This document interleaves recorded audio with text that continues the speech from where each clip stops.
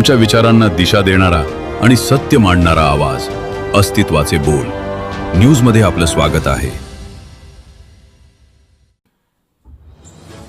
राज्यात प्रतिबंधित सुगंधित तंबाखूच्या अवैध व्यापाराविरोधात पोलिसांनी धडक मोहीम सुरू केली आहे.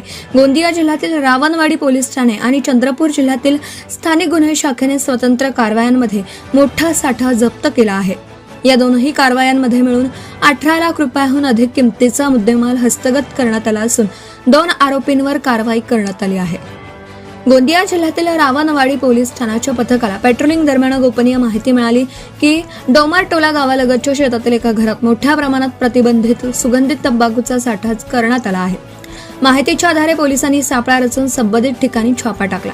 या कारवाईत आरोपी मयूर मनोहर वाकडे राहणार वघाडा तालुका आरमोरी जिल्हा गडचिरोली याच्या ताब्यातून 28 पोते इगल सुगंधित तंबाखू, 14 पोते होला सुगंधित तंबाखू, 276 किलो खुली तंबाखू, तंबाखू पॅकिंगसाठी लागणारी यंत्रसामुग्री, वजन काटे, पॅकिंग साहित्य आणि KIA कंपनीचे 4 चाकी वाहन जप्त करण्यात आलं.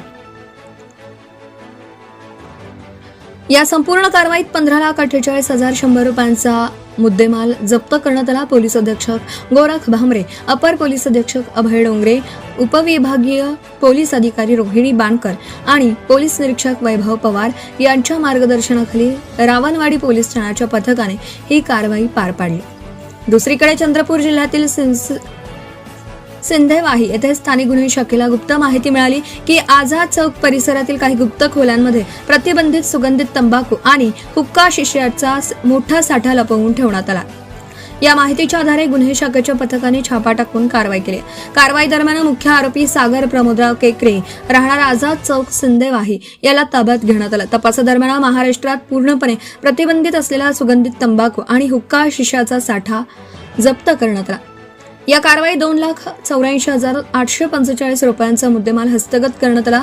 आरोपीला पुढील कारवाईसाठी सिंधेवाही पोलिसांच्या ताब्यात देण्यात आला असून अन्न सुरक्षा व मानक अधिनियम 2006 तसेच भारतीय न्याय संहितेच्या विविध कलमान्वये गुन्हा दाखल करण्यात आला आहे. या प्रकरणातील माल पुरवठा करणारा आणखी एक आरोपी फरार असून त्याचा शोध सुरू आहे. जिल्हा पोलीस अधीक्षक आयुष नेपाणी, अपर पोलीस अधीक्षक ईश्वर कातकडे यांच्या मार्गदर्शनाखाली स्थानिक गुन्हे शाखेचे पोलीस निरीक्षक अमोल काचौरे यांच्या नेतृत्वात ही कारवाई करण्यात आली. गोंदिया आणि चंद्रपूर जिल्ह्यात झालेल्या या दोनही कारवायांमुळे प्रतिबंधित सुगंधित तंबाखूच्या अवैध व्यापाराला मोठा आळा बसण्याची अपेक्षा व्यक्त होते.